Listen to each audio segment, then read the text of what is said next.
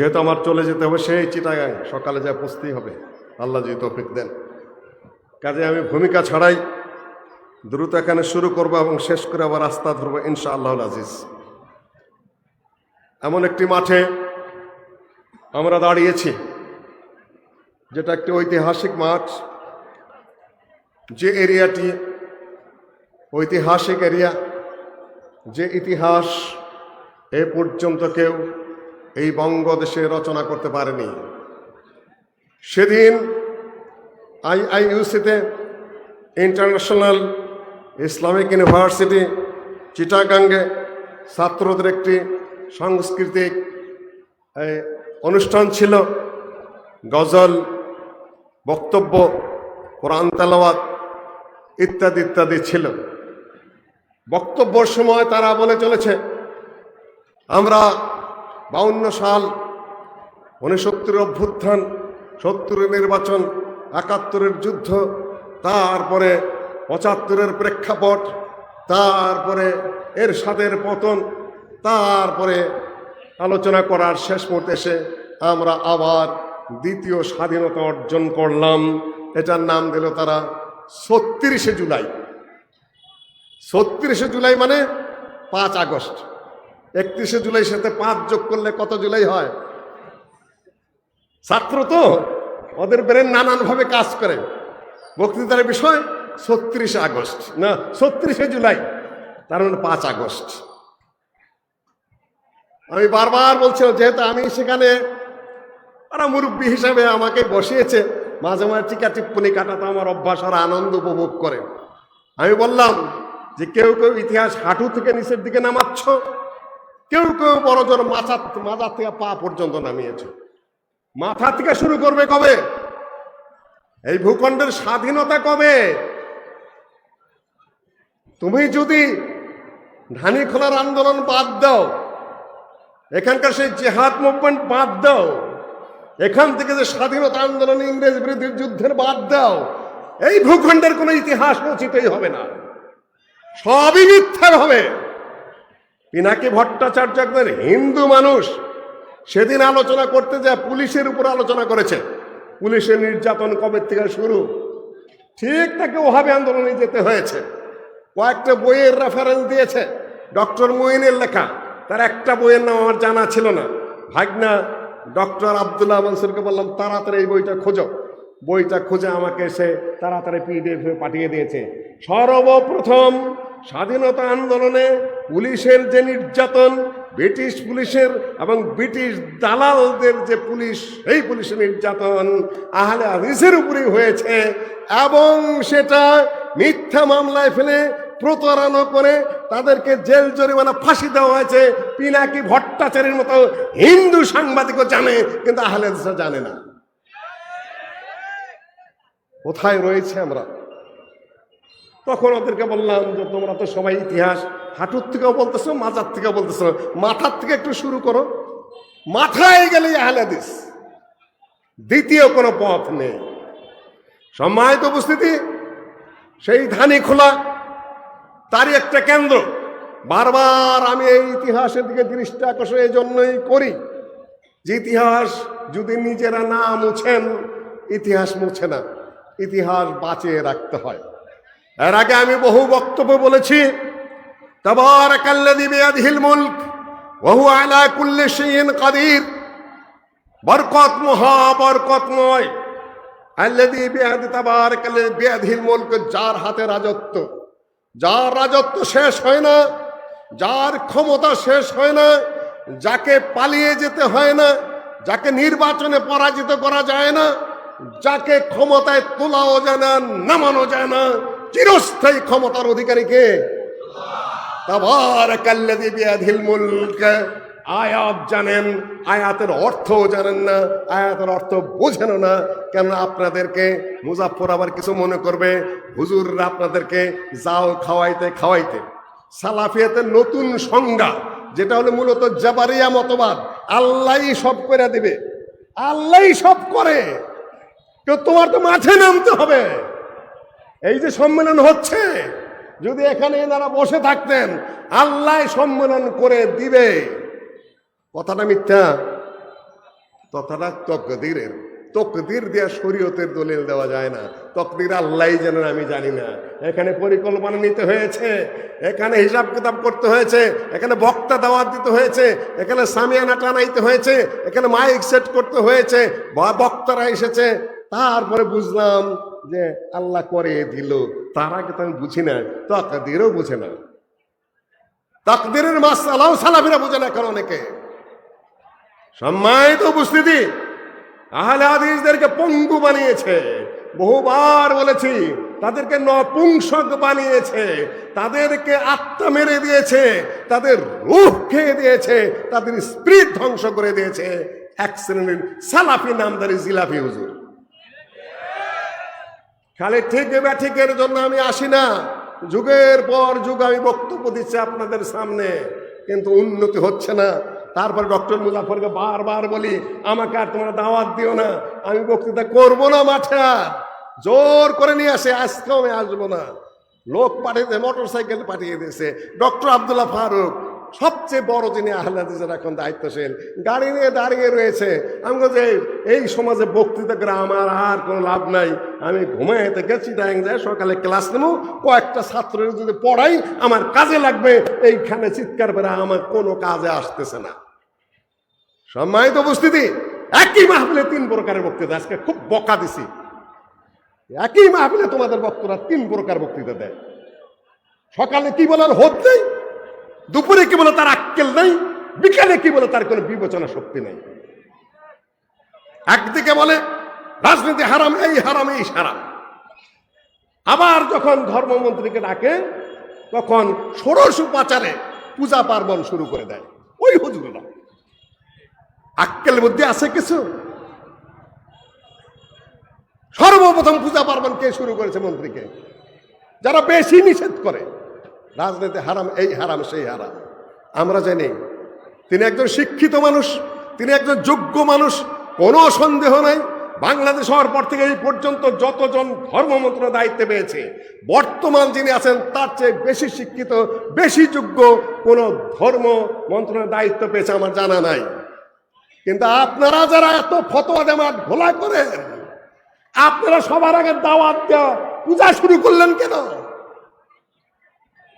Brain কি হাঁটুর মধ্যে? মানুষ কি সব বেক্কেল বেওকুফ নাকি? কি বলেন আর কি করেন? বসে থাকতেন ইবনে তাইমিয়ার মতো জেলে, বুঝতাম যে আপনারা দেখেন ভালো। ইমাম আহমদ হাম্বলের মতো 3 সরকার আমল জেল থাকতেন, যে আমি মানি না, এগুলা বুঝি না, তাও বুঝতাম দুনিয়ার স্বার্থ যত সব দিক দিয়ে লুটপাট করছেন, অন্যের জায়গায় বসে খুব হাওয়া খাচ্ছেন, এদিকে ফতোয়া মারছেন, আবার ওদিকে যে আবার পাও চাটতেছেন। একসাথে কত রঙের খেল আমার আহলে হাদিস নেতাদের, একসঙ্গে কত রঙের খেল, খেলটার কতদিন চলবে? এই জন্য আমি বলেছি, তোমরা এক মাঠে 3 প্রকারের বক্তৃতা দিতে থাকো, আমার পক্ষে আর এগুলা করা সম্ভব নাই কম নিয়ে। আমি বলি ভালো হয়ে যান, এক পথে আসেন। সম্মানিত মুসলিয়ানগণ, যারা এখানে উপস্থিত হয়েছেন, আজকে সংক্ষেপে 2-1টা ইশারা দেই। ছাত্রদের এবং জনতার সম্মিলিত আন্দোলনে 15-16 বছরের একটা সরকার পড়েছে। ফেসিবাদ, ফেসিবাদ, ফেসিবাদ। ফেসিবাদের আগে যায় নাই কোনোদিন, তাই না? আহলে হাদিসদেরকে জেলে কে ঢুকিয়েছিল? মাথাচাড়া বেশি দিবেন না। সেদিন সাংবাদিক সম্মেলনে কেউ কেউ প্রশ্ন করেছিল আমাকে যে আপনারা আগে কোথায় ছিলেন, হঠাৎ বেরিয়ে আসলেন। যে আপনাকে কে বললো আমি হঠাৎ বেরিয়ে এসেছি? এটা আপনার অজ্ঞতা। বয়স এখন একেবারে কম হয় নাই। আমরা ঢাকায় গেছি 76-77 সালে। আমরা এর আগ মুহূর্তে দেখেছি শেখ সাহেবের 75-এর কারবার দেখেছি, আমরা মোশতাকের কারবার দেখেছি, জিয়াউর রহমানের কারবার আমরা দেখেছি, বিচারপতি সাত্তারের বিষয়টা আমরা দেখেছি। বিচারপতি সাত্তারের আমলে বিএনপির এক শ্রেণীর গুন্ডারা ওই বিএনপির বিচারপতি সাত্তারকে টিকতে দেয় নাই। এর সাথে হঠাৎ করেই ঢোকে নাই, ওখানে পরিবেশে উশৃঙ্খল গ্রুপ সৃষ্টি করেছিল। এজন্য গোটা বিএনপিকে দায়ী করা যাবে না, এটা আমাদের দেখা ইতিহাস। আপনি বললে হবে। তারপরে এরশাদের যুগ আমরা দেখেছি, হাসিনার সাথে এরশাদের আপোষ দেখেছি, তারপরে হাসিনার সাথে জামাতের আপোষ দেখেছি আমরা। 96 সালে একদল আরেক দল হাতে পায়ে ধরে সালাম করছে। আমাকে সেদিন ফোন করে আমার এক ভাতিজা বলতেছে, চাচা এই যে কি ওর নাম দায়িত্ব সালমান এফ রহমান, এনার সাথে গালেবের যে এত খাতির, এটা কি শয়তানি কাম না? আমি বলি 96 সালে হাসিনার গোলাম আজমের যে পার্টি পাঠবি, এটাই বিলিসি কাজ না? কি শিখাতে চাও মুসলিম রে? ওটা পলিটিক্যাল স্ট্যান্ড, ওটা হতেই পারে। গালেবের যদি ওখানে দোষ হয়ে থাকে শয়তানি কাজ, তাহলে তোমরা এই বিলিসি করেছো 96 সালে। কাজেই মুখ খুলো না, বাজে কথা বলো না। সবারই জ্ঞান আছে, সবারই বোধ শক্তি আছে। আমরা এই দেশে ভেসে আসিনি। কথা সাবধানে বলো, ভালো পথে চলো, সমালোচনা করো না, কু কথা বলো না। তোমরা যে একটা কত কথা বলো, 100 কু কথা বলার মতো দলিল এই মুসলিমদের মাথায় আছে। কাজেই ভালো পথে সবাই চলো, যে যেটাই করো, আমরা কু কথা বলতে যাব না।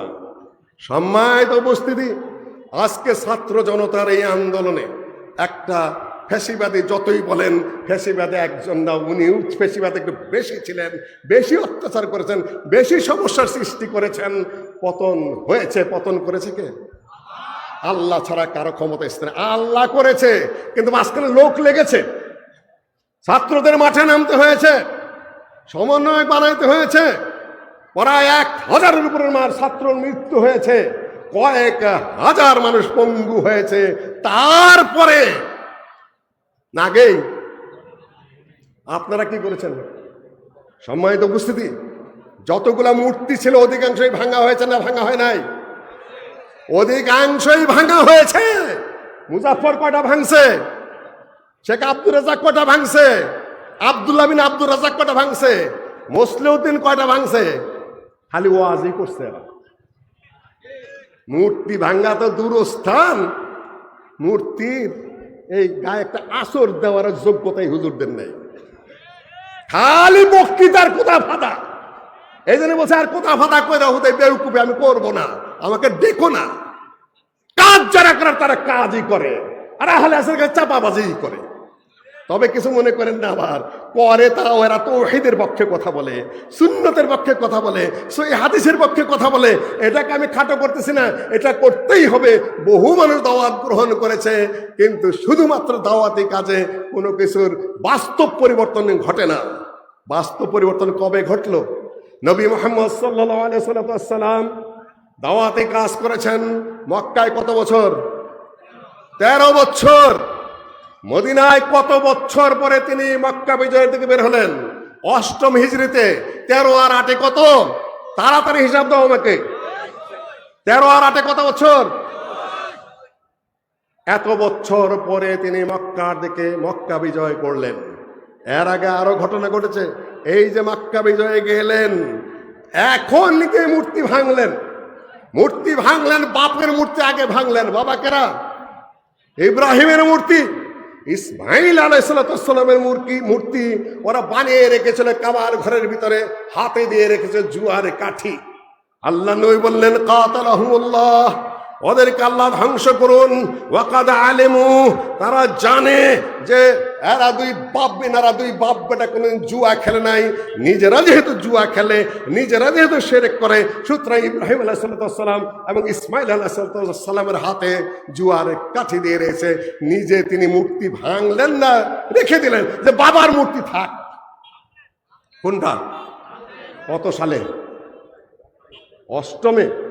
এর আগে আবার তিনি তোয়াফ করেছেন কাবার ঘর, যেটা ওমরা কাজা ছিল, ওমরা করতে পারেন নাই যেটা, সেটা মূর্তি থাকা অবস্থায় তোয়াফ করেছেন না মূর্তি না থাকা অবস্থায় তোয়াফ করেছেন?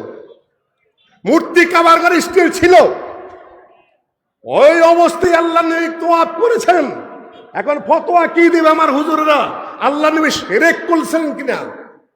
কাবার ঘরে মূর্তি আছে, সেই কাবার ঘর যদি আপনি তোয়াফ করেন, তাহলে আপনি মুশরিক না মুমিন? জবাব কি? ওই জবাব তো দিচ্ছেন না। জবাব নাই, তাই না? জবাব দিতে পারবেন না তা আমি জানি, একঘেয়ে আওয়াজ হয়।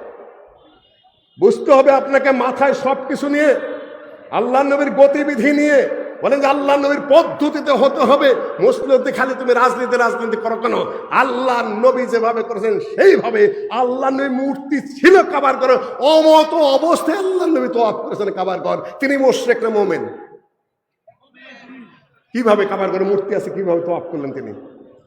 একটা গতি, একটা পদ্ধতি, একটা সিস্টেম আপনাকে বুঝতে গেলে মাঝখানে বহু কিছু সামনে পড়ে, ওগুলাকে ডিঙ্গে যেতে হয় লক্ষ্য পানে। আপনি যদি ওই সময় ফতোয়া দিতেন তাহলে আল্লাহ নবী কাবার ঘর তওয়াফ করতে পারতেন না, কেন ভিতরে মূর্তি রয়েছে। কিন্তু আপনি যদি লক্ষ্যভ্রষ্টভাবে ওই কাজ করেন আপনি মুশরিক হবেন। লক্ষ্য যদি সামনে থাকে আল্লাহ আপনাকে মাফ করে দিবেন। সম্মানিত উপস্থিতি, কুল জা আল হক ওয়া যাকাল বাতিল, আল্লাহ নবী মূর্তিগুলা ভেঙে চুরমার করে দিলেন আর বললেন কুল জা আল হক ওয়া যাকাল বাতিল ইন্নাল বাতিলা কানা যাহুকা। হক সমাগত হয়েছে, বাতিল দূরীভূত হয়েছে। বাতিল তো দূরীভূত হওয়ার জন্যই, কিন্তু করবে কে কাজটা? কাজ কে করবে? আপনারা না অন্যরা? না, সেটা আপনাদের শিকড় কেটে দিচ্ছে। 3 প্রকারের বক্তৃতা, 4 প্রকারের বক্তৃতা হচ্ছে, কাজেই সম্ভবপর না আপনাদের দিয়ে। সম্মানিত উপস্থিতি, ইতিহাসের ধারাবাহিকতা, এই যে আন্দোলন হয়েছিল ব্রিটিশ বিরোধী, এই যে তাদেরকে বিতাড়িত করা হয়েছিল, কি উদ্দেশ্যে? উদ্দেশ্য কি ছিল? ব্রিটিশ খুব ভালো শাসক ছিল। ভালো শাসক কোন দিকটা জানেন? একটা খুন যদি হতো কোথাও, ব্রিটিশের চোখ ফাঁকি দিয়ে কারো বাঁচার উপায় ছিল না, মাটির নিচে গেলেও ব্রিটিশ আসামি ধরে নিয়ে আসতো। আর এখানে একটা খুনের আসামি তো কত বছর লাগে? ব্রিটিশের বিচার ব্যবস্থা খুব শক্ত ছিল, শুধু প্রতিপক্ষকে দমন করা ছাড়া। ব্রিটিশ বহুত উন্নত করেছে এই দেশে। এই রেল লাইনগুলো কে বানিয়েছে? হর্ডিন্স ব্রিজ কে বানিয়েছে? খালি Jamuna bridge, Padma bridge, Jamuna bridge, Padma bridge, আরে আরো 150 বছর আগে হর্ডিন্স ব্রিজ পদ্মায় হয়ে আছে, ব্রিটিশের করা। এ সকল আবল তবল ফাউল বক্তব্য দেন কি জন্য? যে যমুনা ব্রিজ, পদ্মা ব্রিজ, বঙ্গোপসাগর, এই ব্রিজ, সেই ব্রিজ।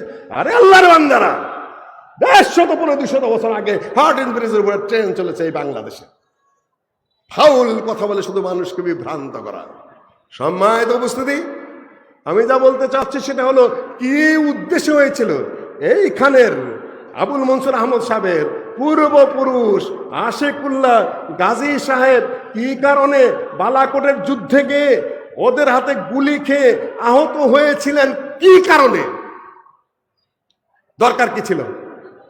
উদ্দেশ্য একটাই, কমপ্লিট ইসলামিক স্টেট, চূড়ান্ত একটা ইসলামিক রাষ্ট্র কায়েম করা, যেখানে কোরআন এবং হাদিস অনুযায়ী রাষ্ট্র চলবে, যেখানে ইসলামী বিচার ব্যবস্থা চলবে, যেখানে ইসলামিক আইন চলবে, যেখানে ইসলামিক শাসন চলবে। এর উপর ভিত্তি করে 1947 সালে আবার পাকিস্তান আন্দোলন হয়। পাকিস্তান আন্দোলনের মূল ভিত্তি ছিল ইসলামিক রাষ্ট্র হবে, ইসলামিক সমাজ হবে। No constitutional plan would be workable in this country or acceptable to the Muslims unless it is designed on the following basic principles, which that so and so, such and such. উত্তর পশ্চিম এলাকা ভারতের, আর এই উত্তর পূর্ব অঞ্চল ভারতের, অর্থাৎ এই বঙ্গভূমি এবং ওই দিকের যেখানে মুসলিম সংখ্যাগরিষ্ঠ। মুসলিম সংখ্যাগরিষ্ঠ বলতে কি বোঝেন? যেখানে অধিকাংশ বাসিন্দা মুসলিম, সেই এলাকাগুলো নিয়ে কি করতে হবে? আলাদা রাষ্ট্র গঠিত হবে। তাদেরকে নিয়ে মুসলিম সংখ্যাগরিষ্ঠ, সুতরাং সেটা আলাদা রাষ্ট্র হবে। না হিন্দু সংখ্যাগরিষ্ঠ, সেখানে মুসলিম রাষ্ট্র হবে। আপনি ইতিহাস শিকার নতুন করে এই মাজার থেকে আর হাঁটুর থেকে ফাজলামি করার জায়গা পান না, তাই না? কোন ভূখণ্ডে বাংলাদেশ? প্রশ্ন এইটা। সংবিধানের প্রথম পাতায় কি লেখা আছে? পড়ো নেই তোমরা, রাজনীতি করো, অকথ্য বাজে লোকের দল, ফাউল লোকগুলা নেতৃত্ব করে পড়াশোনা ছাড়া। প্রথম পাতায় কি লেখা আছে?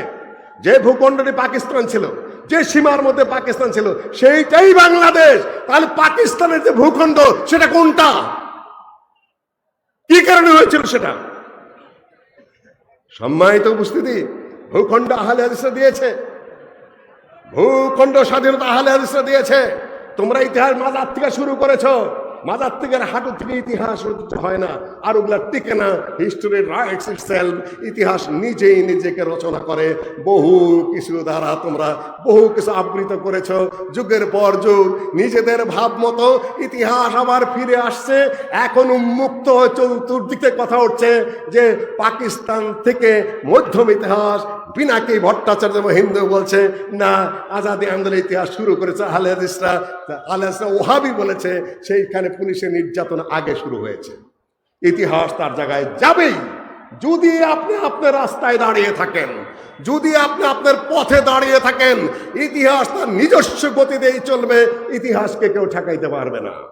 সম্মানিত উপস্থিতি, আমি আপনাদেরকে শুধুমাত্র এইটুকু বলে যাচ্ছি, একটু আগে যেতে হবে আপনাদেরকে। কতগুলা বিষয় ঘটেছে এখানে। এই দেশে মৃত্যুবরণ করেছে, কমিউনিজম মৃত্যুবরণ করেছে, সোশ্যালিজম মৃত্যুবরণ করেছে। এই দেশে যে রাজনৈতিক ধারার বিভিন্ন ব্যাপার স্যাপার সেগুলা মৃত্যুবরণ করেছে। একটা নতুন ধারার সৃষ্টি হবে এখন। এগুলা হলো ঐতিহাসিক স্বাভাবিক ধারাবাহিকতা, ইতিহাস মাঝখান থেকে রচিত হয় না। সম্মানিত উপস্থিতি, কাজেই বলবো যে আপনাদের কিছু কর্তব্য আছে এই দেশের জন্য, আপনাদের কিছু কর্তব্য আছে এই জাতির জন্য, আপনাদের কিছু কর্তব্য আছে এই ভূখণ্ডের জন্য। আপনাদেরকে জাগরিত হতে হবে, আপনাদের বক্তব্য দিতে হবে, আপনাদেরকে বক্তব্য বুঝতে হবে, আপনাদের কথা আপনাদেরকে এগিয়ে নিয়ে যেতে হবে। এখানে বসে থাকার অবকাশ নাই। আগে আমি আপনাদের সামনে আয়াত তেলাওয়াত করেছি, কুলিল্লাহুম্মা মালিকাল মুলক তুতিল মুলকা মান তাশা ওয়া তানজিউল মুলকা মিম্মান তাশা ওয়া তুদিল্লু মান তাশা ওয়া তুইজ্জু মান তাশা বিয়াদিকাল খায়র ওয়া হুয়া আলা কুল্লি শাইইন কাদির। আল্লাহর হাতে হলো রাজত্ব, তিনি যাকে খুশি রাজত্ব দেন, যাকে খুশি জিল্লতি করেন, যাকে খুশি ইজ্জত দেন, যাকে খুশি তিনি বেইজ্জতি করেন। এখন একটা সুযোগ সৃষ্টি হয়েছে। আজকের এই সম্মেলন করতে যাইয়া কারো কাছে অনুমতি চাইতে হয়েছে? অনুমতি চাইতে হয়েছে? এখানে কোনো নানান ধরনের কোটমোট গাই দেয়াইছে, আগেও ছিল না, এখানে আমি দেখে নেই সেগুলা। অনুমতি চাওয়ার কোনো প্রয়োজন বাংলাদেশের সংবিধানে নাই। সংগঠন করার অধিকার, ধর্মীয় অনুষ্ঠান করার অধিকার, বক্তব্যের অধিকার বাংলাদেশেরই সংবিধান স্বীকৃত। তাহলে ওসি সাহেব, ওডিসি সাহেব, ওএসপি সাহেব আপনার কাছে স্বাধীন দেশের নাগরিক হয়ে কেন আমার ভিক্ষা মাগতে হবে যে আমাকে সভা করার অনুমতি দিন? কেন আমার নেতাদের কাছে ঘুরতে হবে যে আপনি একটু বইলা দেন, আপনি একটু দাওয়াত দিলাম, আপনি একটু এসে এরকম করেন, আপনি দুটা কথা বইলা দেন? কেন লাগবে? আমরা ছোটকালে এগুলো দেখি নাই, ভারতেও এখনো বড় লাগে না। এখন আমার কেন লাগবে? হয়েছেটা কি? আপনি অফিসার হয়েছেন, আমি কি দেশের নাগরিক না? আপনার পায়ে আমি তেল মারবো কেন? আপনি আমার পায়ে তেল মারবেন? আপনি নেতা হয়েছেন আমার খেদমত করার জন্য, আপনি আসবেন আমার খেদমতে, আপনার পায়ে আমি তেল মারবো কেন? আপনাকে পার্লামেন্টে পাঠাইছে আমি, আমার কাজ যদি না করেন, আমার দেখে যদি সাড়া না দেন, আপনাকে ঘাড়ে ধরে বের করে দিব। আপনাকে পয়সা দেই, আপনাকে সুযোগ দিয়েছি, এসি মধ্যে পাঠিয়েছি, সরকারি গাড়ি দিয়েছি, আপনি ফাইজলামি করেন মানে? What is this? পলিটিক্স নষ্ট করে দেওয়া হয়েছে, রাজনীতি নষ্ট করে দেওয়া হয়েছে, অফিসার নষ্ট হয়ে গেছে। সবাই মনে করে তার পৈতৃক সম্পত্তি, তাদের বাবার রাজত্ব, এবং আমরা মানুষগুলো আমাদের দেশের তাদেরই দাস, তাদের কৃতদাস আমরা। ফাইজলামির যুগ আল্লাহ ভাবে শেষ করে। আমরা কারো বেশি ধন্যবাদ দিতে চাই না, কারো খাটাও করতে চাই না। আমরা শুধু বলি ছাত্র জনতার মাধ্যমে যে আন্দোলন এসেছে এটা যেন একটা সুফল সামনে আনে। আমরা যেন নেতাদের পায়ে তেল মাখতে যাব না, আমরা এসপির পায়ে তেল মাখতে যাব না, আমরা ওসির পায়ে তেল মাখতে যাব না, আমরা কোন নেতাদের নাম নিয়ে এই বিজ্ঞাপন পোস্টার আর ভরবো না। আমি ছিঁড়ে ফেলেছিলাম সেই আমলেই, নরসিংদীর একটা প্রোগ্রামে গেছি, 61 জন নেতার নাম আমি এইভাবে ছিঁড়ে, আপনার মোবাইল দেখেছেন সেগুলা, এইভাবে ছিঁড়ে বললাম যে আমি এখানে বক্তৃতাই করবো না। কালকে ইমাম সাহেব কালকে ফজরে দেখবেন এই 61 জন যদি ফজরের জামাতে না আসে, পাছার মধ্যে কোন জায়গায় পিটাবেন? বদমাইশিদের নামাজ পড়স না, শয়তানে তোদের মসজিদে দেখা যায় না, আর ধর্মীয় বিজ্ঞাপনে তোদের নাম দেবো রাখতে হবে, তাই না? ফাজলামি শয়তানের একটা সীমা আছে, বদমাইশের একটা সীমা আছে। শোনো, বক্তব্য শোনো, মানুষ হওয়ার চেষ্টা করো। আজকে এক জায়গায় কথা হলো, শুরু হয়ে গেছে আবার আহলে হাদিসের বিরুদ্ধে ষড়যন্ত্র। আমি আবার বলে দিলাম, সবাই ভালো মানুষ নয়। ঘাপে গোবে বিশ্ববিদ্যালয়ে বসে আছে, ঘাপে গোবে থানায় বসে আছে, আমাদের খালাতো ভাইরাই বসে আছে। এই 3 বছরে, এই কত বছরে আমার বাসায় আমি প্রোগ্রাম করেছি আহলে হাদিস যুবকদের, কেউ ফোন করে নাই। আজকে এসেছে পুলিশ। আমি সরকারকে জানিয়ে দিতে চাই, কেন পুলিশ আমার বাসার খুঁজতে আসলো। ওইখান থেকে আবার ওসি সাহেব বলতেছে খোঁজ খবর ভালো করে নাও। আহলে হাদিসদেরকে আমি আবার সতর্ক করে দিয়ে যেতে চাই, ওই গ্রুপ কিন্তু আবার অত্যাচার চালাবে এদের আড়ালে থেকে। একেবারে সর্বত্র আপনারা সচেতন থাকুন। যে গ্রুপ একবার অত্যাচার করেছিল, নাম ধরে আমি বলবো না, আধায় কোলে গাধায় বোঝে, আড়াল থেকে কিন্তু আবার চালাবে। এখন যদি আপনার শুধুমাত্র আহলে হাদিসের জন্য কথা নয়, গোটা মানব জাতির জন্য কথা, গোটা দেশের জন্য কথা, গোটা দেশের সুস্থ রাজনীতির জন্য কথা। অনেকে তুমি তো গণতন্ত্র গণতন্ত্র করো, সংবিধান সংবিধান করো, এই করো সেই করো, খেলাফত থেকে কায়েম হতে হবে। খেলাফতের অর্থ জানো তুমি? খালি কয় খেলাফত কায়েম, খেলাফত কায়েম, এটা কি খেলার পথ নাকি? খেলাফতের অর্থ জানো তুমি? খেলাফত কি বলো? আমির মুআবিয়া খলিফা কিনা? বলো তুমি তুর্কিরা খলিফা ছিল কিনা? বলো তুমি উমাইয়ারা খলিফা ছিল কিনা? বলো তুমি আব্বাসীরা খলিফা ছিল কিনা? সেদিন আমি শেখ আকরামুজ্জামানকে প্রশ্ন করলাম সাংবাদিক সম্মেলনে, এই যে এত কথাবার্তা বলেন আপনারা, ভালো কথা, বড় আলেম, বলুন তো বাংলাদেশ দারুল ইসলাম না দারুল হার্ব? দারুল ইসলাম চেনেন তো আপনারা? দারুল হার্ব চিনেন? চিনেন না। সংগঠন আমি জানায় বুঝাই দিয়ে যাই বোঝার সুবিধার্থে। দারুল ইসলাম হলো সংখ্যাগরিষ্ঠ মানুষ মুসলিম, কোরআন হাদিস অনুযায়ী রাষ্ট্র আছে, সেইভাবে রাষ্ট্র চলে, যার পূর্ণাঙ্গ আনুগত্য করতে হবে, যে শাসকের হুকুম মানতে হবে, এটা না হলো দারুল ইসলাম। আর দারুল হার্ব কোনটা? যেখানে মুসলিম সংখ্যাগরিষ্ঠ হোক বা না হোক, যেখানে কোরআন হাদিসের শাসন নাই, যেখানে ইসলামের আইন বিধান নাই, যেখানে মানুষ এইভাবে চলে না, সেটার নাম কি? দারুল হার্ব, মানে যুদ্ধের দেশ। এই বাংলাদেশ দারুল ইসলাম না দারুল হার্ব? ছোট ভাইকে আর আমি প্রশ্ন করছি না। এই যে ফতোয়া দিয়ে চলেছ, এই প্রশ্নটা করেছিল সুলতান সালাউদ্দিন ওয়াইসি, আসাদুদ্দিন ওয়াইসির বাবা, रियादे, मैं मौलवी साहब को पूछा आप लोग तो बहुत तनकीद करते हैं मेरा, आप बोलिए तो ये इंडिया जो है ये दारुल इस्लाम है या दारुल हर्ब है? भारत के प्रश्न করলাম আলেমদেরকে, ভারত কি দারুল ইসলাম না দারুল হার্ব? কি জবাব দিবেন? দারুল হার্ব করলে সেখানে জুমা চলবে না। দারুল হার্ব হলে আপনার সেখানে যুদ্ধের মধ্যে আপনাকে থাকতে হবে, কিন্তু ভারতের বুকে তো আপনার যুদ্ধবিহীনভাবে শান্তিপূর্ণ জীবনযাপন করতে হচ্ছে। আমাদের সংখ্যাগরিষ্ঠ মুসলিম, কিন্তু ইসলামিক আইন নাই, ইসলামিক বিচার নাই, ইসলামিক শাসন নাই, সেকুলারিজম, ধর্ম নিরপেক্ষতাবাদ সব আছে। তারপরে এটা কি বলবো আমি? মাঝামাঝি কিছু আনতেই হবে। ছোট ভাই মুজাফফরের দৃষ্টি আকর্ষণ করবো, তোমাকে মাঝামাঝিতে আসতে হবে পলিটিক্যাল দিকে, তোমাকে মাঝামাঝিতে আসতে হবে রাষ্ট্রীয় দিকে, মাঝামাঝিতে আসতে হবে তোমার থিওরি পেশ করার সময়। যদি দারুল ইসলাম করো, দেখাও কোন জায়গায় ইসলামিক আইন আছে। যদি দারুল হার্ব হয় তাহলে যুদ্ধ অস্ত্র যুদ্ধ বৈধ করে ফতোয়া দাও, কোনোটাই না। যখন ওরা সন্ত্রাসী কর্মকাণ্ড করে আমরা বড় গলায় বলি সন্ত্রাসী করছে কেন, এটা তো একটা মুসলিম রাষ্ট্র, নামাজ চলে, রোজা চলে, হজ চলে, জাকাত চলে, কথা সত্য মেনে নিলাম, কিন্তু ইসলামিক আইন বিচার তো নাই। কাজে এই যে ফতোয়া দিতে চলে সমস্ত দিনে 14 গোষ্ঠী উদ্ধার করতেছে। এখন বুঝে কথা বলো, খেলাফতের পথ তোমার জন্য কেউ খুলে রাখে নাই। এর পর্যন্ত তোমাকে কেউ ডাকছে? 4 কোটি মানুষ, 5 কোটি মানুষ খুব তো চিৎকার পারতেছ, তোমাকে কেউ এ পর্যন্ত রাষ্ট্রীয় ভাবে একটা নম্বর গুনেছে? পচা কথা বললাম একটা, দেখেছে কেউ?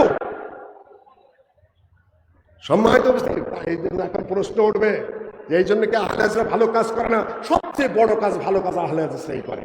তাওহীদের কথা বলে, সুন্নতের কথা বলে, সহিহ হাদিসের কথা বলে, কিন্তু প্র্যাকটিক্যালি রাষ্ট্রীয় ব্যাপারে, প্রশাসনিক ব্যাপারে, বিভিন্ন ব্যাপারে হিসাবেও ধরে না কেউ।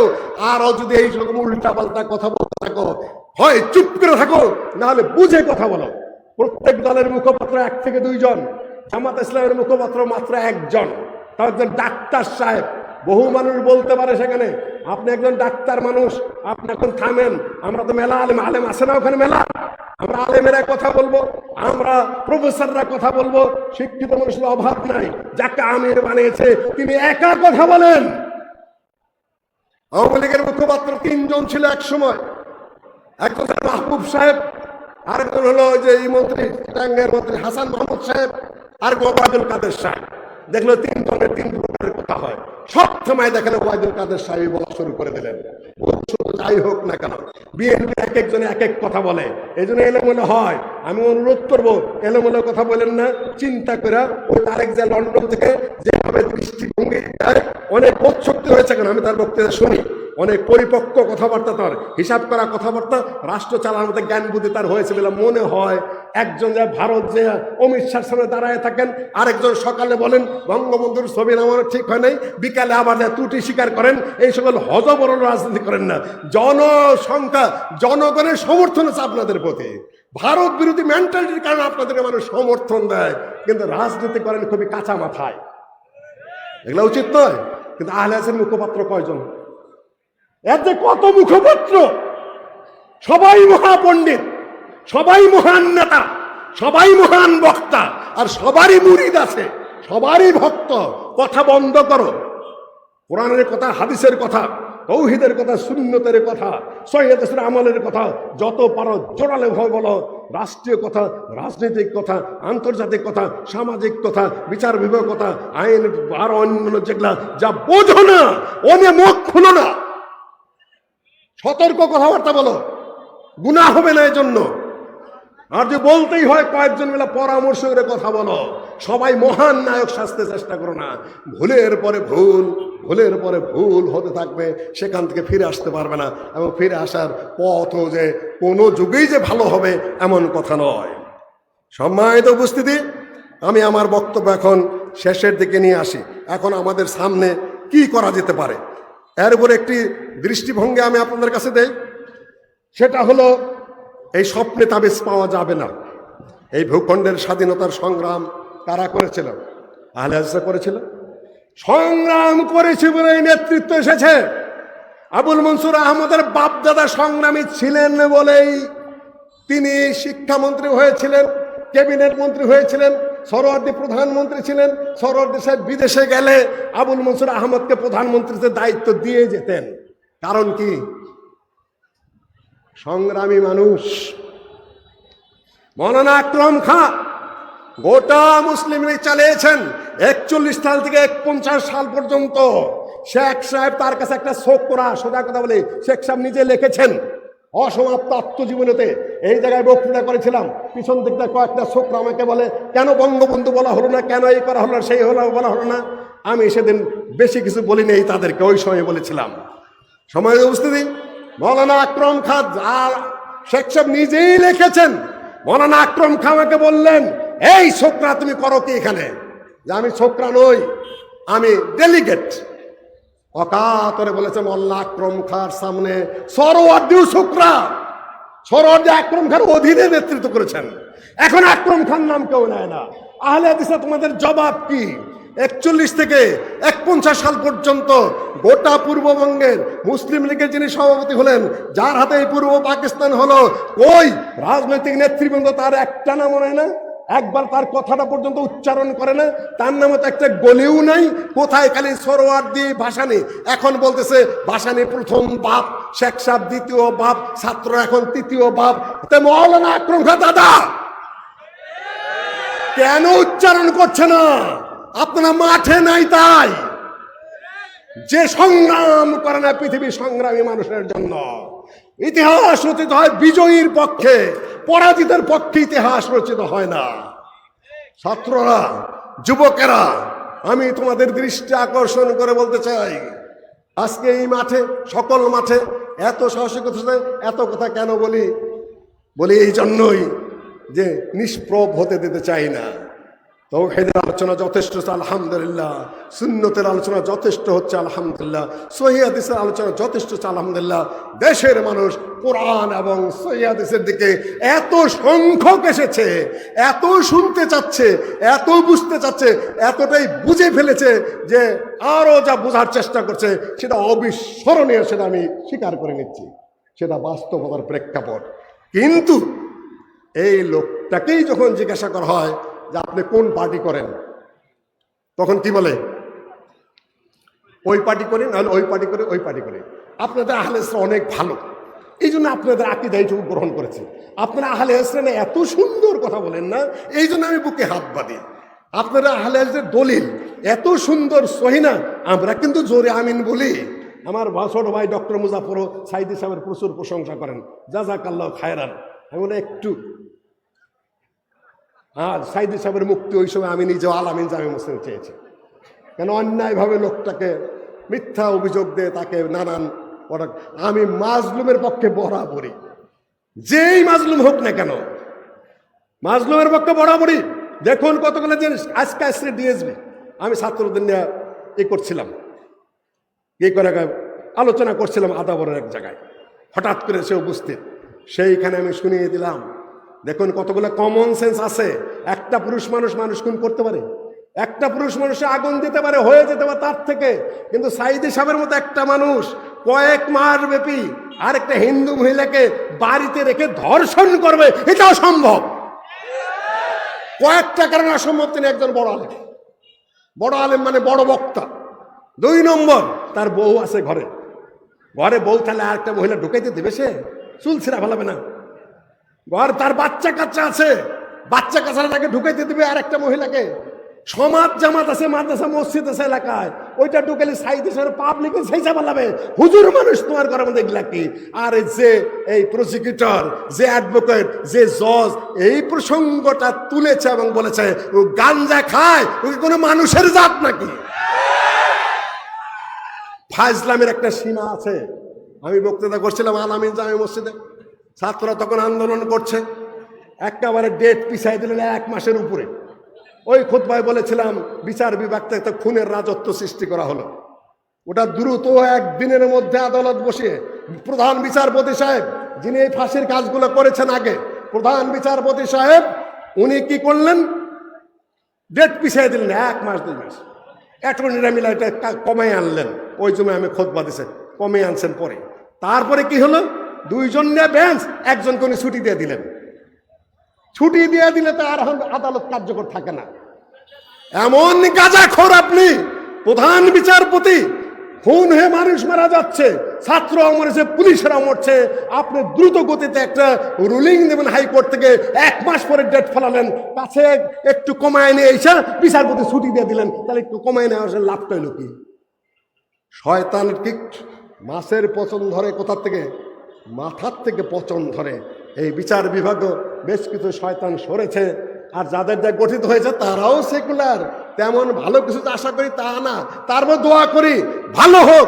মাত্র 20টা বেঞ্চ গঠন করা সম্ভব হয়েছে, 100-র উপরে বেঞ্চ। আমাদের সময় গালেব সাহেব যখন জেলে তখন 52টা বেঞ্চ ছিল, এখন 100-র উপরে মাত্র 20টা, আর 80টা কাদের দিয়ে গঠন করবেন? এতটুকু লোক পাওয়া যাচ্ছে না।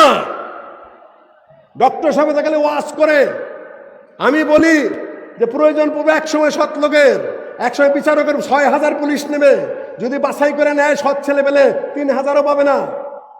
বিচারপতি পাওয়া যাচ্ছে না এখন নেতা যদি ঠিক বাছাই করা হয়, ওই দিক থেকে তারেক যে বক্তব্য দিচ্ছে আমার কাছে ভালো মনে হচ্ছে। আরো অন্যান্যরা দেশের যারা, তারা ভালো নেতৃত্ব চাচ্ছি। এখন ভালো নেতৃত্ব 300 বাইর করে নেই বাংলাদেশ থেকে, যে অতীতে ঘুষ খায় নাই, যে অতীতে জমির দখল করে নাই, যে অতীতে খুনাখুনির সাথে জড়িত না, যার বিরুদ্ধে অন্যায়ের মামলা হয় নাই, 300 লোক বের করেন। অত সোজা নয়। এই জন্য বলি, অনুরোধ করব যে আমাদের বক্তারা বিক্ষিপ্ত বক্তব্য দিও না। এক সময় টাইম আসবে যখন এই দেশ সৎ লোক খুঁজবে, সৎ লোক পাবে না। বিচার বিভাগে সৎ লোক পাবে না, পুলিশ বিভাগে সৎ লোক পাবে না, নেতৃত্বে সৎ লোক পাবে না, বিশ্ববিদ্যালয়ের ভিসি সৎ লোক পাওয়া যাবে না।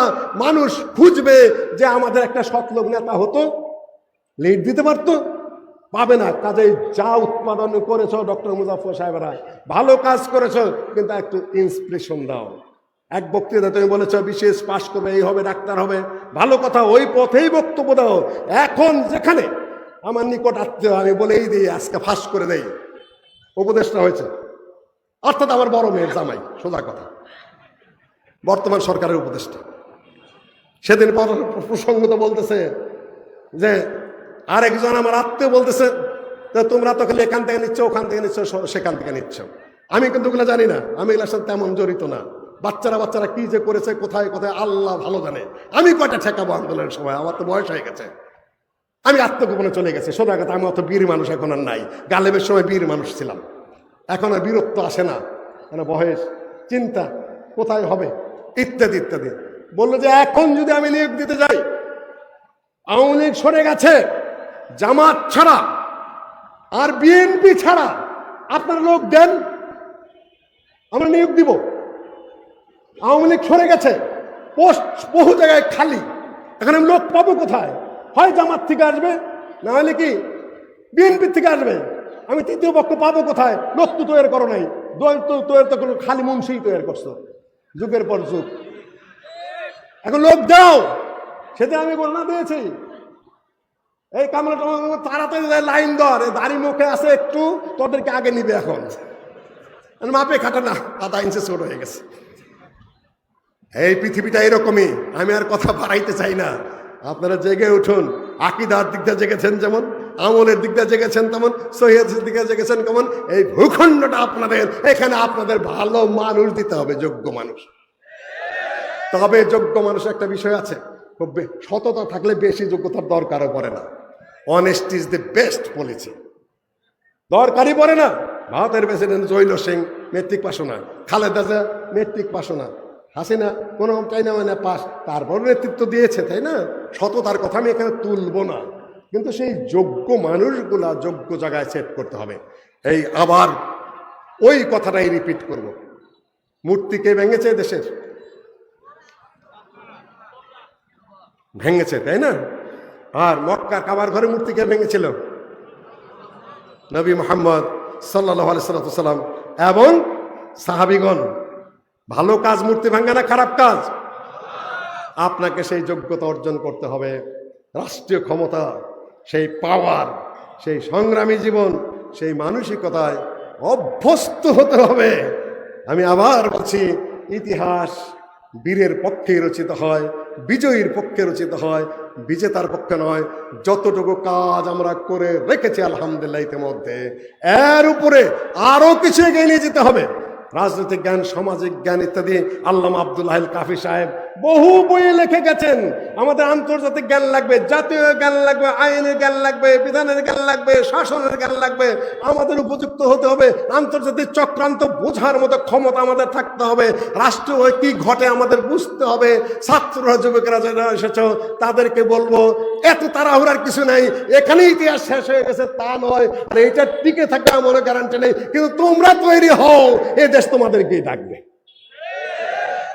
আমি সকলের কাছে ক্ষমা চেয়ে আর আহলে হাদিস আলেম ওলামাদেরকে বলবো যে এই সকল সাইডে না বুঝে কথা বলেন না, কয়জন মিলা ধীর স্থিরভাবে কথা বলেন, যাতে স্ববিরোধী কথার মাধ্যমে মানুষ বিভ্রান্ত না হয়। वक्त फुर्सत कहा है, काम अभी बाकी है, नूरे तौहीद के इतमाम अभी बाकी है। কেবল পরিবর্তিত সূচনা। এই যে একটা সুযোগ এসে কথা বলার, গুছিয়ে কথা বলো, লাইনে কথা বলো, পদ্ধতিগতভাবে কথা বলো। সামনে কি হবে তা আল্লাহ ছাড়া কেউ জানে না, তবে আমরা ভালো কামনা করি। আর একটা দোয়া করবে এই দেশটার জন্য। দেশ যে ঝুলন্ত অবস্থায় আছে, এখন কয়েকজন উপদেষ্টা নিয়ে রাষ্ট্র যেভাবে যা হচ্ছে, এটা ঝুলন্ত পরিস্থিতি। সামনে কারা ক্ষমতায় আসবে এমনিতেই বোঝা যায় কারা আসবে, তাই না? আপনারা সংযত চলবেন। ফ্যাসিবাদের বিরুদ্ধে আন্দোলন হয়েছে, শুধুমাত্র একটা দলের বিরুদ্ধে নয়, স্লোগান কিন্তু ফ্যাসিবাদ। আপনারা যদি ফ্যাসিবাদ করেন, ওই একই কেসে পড়ে যাবেন। দলের নাম বড় কথা না, ওটা অন্যায়, ওগুলো হারাম কাজ, ওগুলো খারাপ কাজ। খারাপকে আমরা খারাপ বলবো, ভালোকে আমরা ভালো বলবো। যাদের সম্ভাবনা, তাদের বলতে আশা থাকলো, দোয়া থাকলো, যে আপনারা কারো উপরে কোনোভাবে অত্যাচার করবেন না, নির্যাতন করবে না। আমরা যারা ভালো পথে থাকবে, ডক্টর আব্দুল বারীর একটা কথা আছে, স্যারের কথা আছে, যারা ইসলামের যত কাছে আমরা তাদের তত কাছে, যারা ইসলাম থেকে যত দূরে আমরা তাদের থেকে তত দূরে। কিন্তু ইসলামের নাম নিয়ে যদি আবার আহলে হাদিসকে প্রতিপক্ষ মনে করে অত্যাচার শুরু করতে চান, তাহলে কিন্তু বসে থাকতে পারবেন না। ওই সুযোগ ওটা আমরা দেখে এসেছি, ভালো জানি, ভালো পথে থাকেন, আলহামদুলিল্লাহ, সৎ পথে থাকেন, ন্যায় পথে থাকেন, কিন্তু কুচক্রী ইসলামকেও চালাইতে আসবেন না। আমি অনুরোধ করে গেলাম, আর আপনাদেরকে জেগে থাকার জন্য আমি অনুরোধ করে গেলাম। আকুলু কাউলি হাযা ওয়াস্তাগফিরুল্লাহ ওয়া লাকুম আজমাইন। আসসালামু আলাইকুম ওয়া রাহমাতুল্লাহি ওয়া বারাকাতুহু।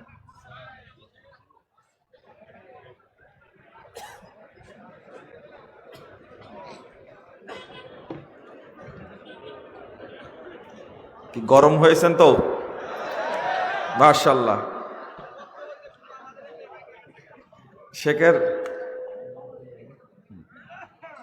শেখের জন্য দোয়া করবেন, আল্লাহ যেন তার কণ্ঠটাকে আরো দারাজ করে দেন। সংসদে গিয়ে কিন্তু রাগ করে বের হয়ে আসলে চলবে না, ঠিক আছে না? No last word in politics. হ্যাঁ, আহলে হাদিসরা এই কথা বলতে পারে না বলে তো এই দশা। আর আমাদের বয়স হাফ, ওনাদের বয়স ফুল। যত সুন্দর দার্শনিক বক্তব্য দিলেন, রাজনৈতিক, অর্থনৈতিক, রাষ্ট্রিক, এটা এই পূর্ণাঙ্গ বয়স পাওয়ার পরে আহলে হাদিসদের একটা মুখপাত্র তারা দাঁড় করাতে পারেননি। আমরা বয়স হাঁটু পর্যন্ত আসছে, আমরা কেমনে দাঁড় করাবো? কি দোষটা আমার, আপনাদের? এত বড় একজন মাপের প্রফেসর, নিজের দুর্বলতা নিজেই আমরা প্রকাশ করছি। কেন নেতৃবৃন্দকে কানে ধরে বসানো যায় না? হাসেনাকে নামানোর জন্য জাতি ঐক্যবদ্ধ হয়েছে। এই আহলে হাদিস তরুণরা একদিন এই মুরব্বীদেরকে এক মঞ্চে নিয়ে আসার জন্য কানে ধরে এক মঞ্চে বসাবে ইনশাআল্লাহ। কি ঠিক হয়েছে? তখন মুখপাত্র একজনই হবে, ফখরুল ইসলাম সাহেব। কত বুঝেননি? ঐক্যই নাই। উনিও মাঠের মানুষ, আমিও মাঠের মানুষ। যখন জাতি বিপদে পড়েছে আমাকে শিখিয়ে দিয়েছেন, যা আছে বলো। রাজপথে যখন 5 সাল তখন ভাষণ দিছি, আজকে 24 সাল। 5 সালে ভাষণ দিছি বাইতুল মোকাররমের উত্তর গেটে দাঁড়িয়ে, 6 সালে ভাষণ দিছে মুক্তাঙ্গনে দাঁড়িয়ে, তখন দাঁড়িয়ে উঠেনি। দুর্ভাগ্য, ওই আবার 2005 সাল আসা লাগবে। আহলে হাদিসদের উপরে যখন মুসিবত আসবে তখন সব হুজুর ঐক্যবদ্ধ হবে ইনশাআল্লাহ। গল্প শোনাইছিল একজন, আজ শুনলাম না। আমি শেখের হায়াত কামনা করি, যে কথাগুলো বললেন এটা তো রাষ্ট্রীয়ভাবে বাস্তবায়ন করা যায়। শেখ মুজিবের মূর্তি ভেঙেছে তাওহীদ প্রতিষ্ঠার জন্য না। আহলে হাদিসরা মূর্তি ভাঙলে আগে মাজার ভাঙবে যারা ঈমান নষ্ট করে। এটাই হলো আহলে হাদিসের রাজনীতি। আহলে হাদিস পলায় থাকে না কখনো, এটা মনে রাখতে হবে। এই জাগরণ একদিন আসবে, হয়তো সেই দিন নেতৃত্ব দেবে ডক্টর মুস্তাফিজ সাহেব ইনশাআল্লাহ। কি আপনারা চান না? ধানীখোলার মাঠে না আসলে এই বক্তব্যগুলো বের হতো। কি কষ্ট করে নিয়ে আসা লাগছে তার হিসাব নিকাশ নাই। এই বক্তব্য শুধু ধানীখোলার মানুষের জন্য না, এটা বাংলাদেশের মানুষের জন্য, উপমহাদেশের মানুষের জন্য, আহলে হাদিসদের জন্য এই বক্তব্য। এটা কোন ঐতিহাসিক ভাষণ, এটা আন্তর্জাতিক ভাষণ। এটা ধানীখোলার মাঠ নাই শুধু, এটা বাংলাদেশের উপমহাদেশের আহলে হাদিসের মাঠ। এটা ব্রিটিশ বিরোধী আন্দোলনের মাঠ। এটা আহলে হাদিসদের রক্তাক্তের ইতিহাসের মাঠ। এটা আহলে হাদিসদের রাজনৈতিক ইতিহাসের মাঠ। এটা এখানে ডক্টর মুস্তাফিজ সাহেবকে আসতেই হবে। কি চান না আপনারা? যতদিন বেঁচে থাকবেন ডক্টর মুস্তাফিজ আসবে এখানে, যদি না আসে মুজাফফর আসবে না ইনশাআল্লাহ। বলেন।